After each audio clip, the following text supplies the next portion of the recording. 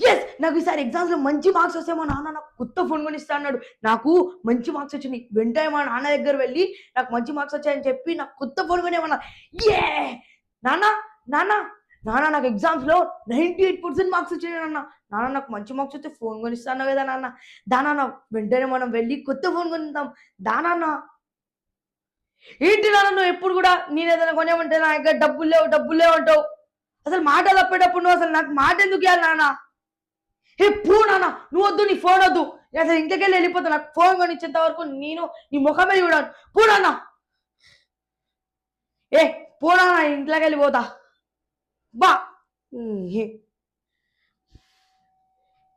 ఏం లేదురా, ఈ ప్రపంచంలో ఉన్న నాన్నలందరూ మాట తప్పేటప్పుడు మాటలు ఎందుకు ఇస్తారో. అసలు మొత్తం వేస్ట్ ఫాదర్స్ రా వీళ్ళందరూ.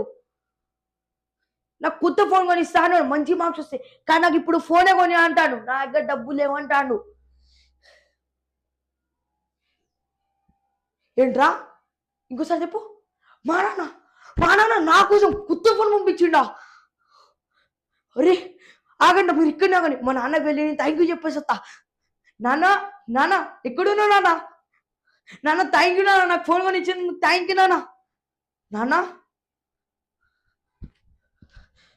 నాన్న నాన్న నాన్న లేనా ఏమైంది నాన్న లేనా ప్లీజ్ నాన్న లేనా, నాకు ఈ ఫోన్ వద్దు నాన్న ఏమైంది లేనా నాన్న, నా వల్లనే కదా నాన్న నువ్వు ఇట్లా అయిపోయింది నాన్న. ప్లీజ్ నాన్న, నా కోసం లేనా, నాకు ఈ ఫోనే వద్దు నాన్న, నాకు నువ్వే కావాలన్నా నాన్న ప్లీజ్ నాన్న, నా కోసం నాన్న లేనా, నా తప్పు, నాకు అసలు ఈ ఫోన్ వద్దు నాన్న, నువ్వు కావాలి నాకు ప్లీజ్ నాన్న లేనా, నాకు ఈ ఫోన్ మొత్తం కావాలనే నాన్న ప్లీజ్ నాన్న నాకు ఈ ఫోన్ నువ్వే కావాలి నాన్న నాకు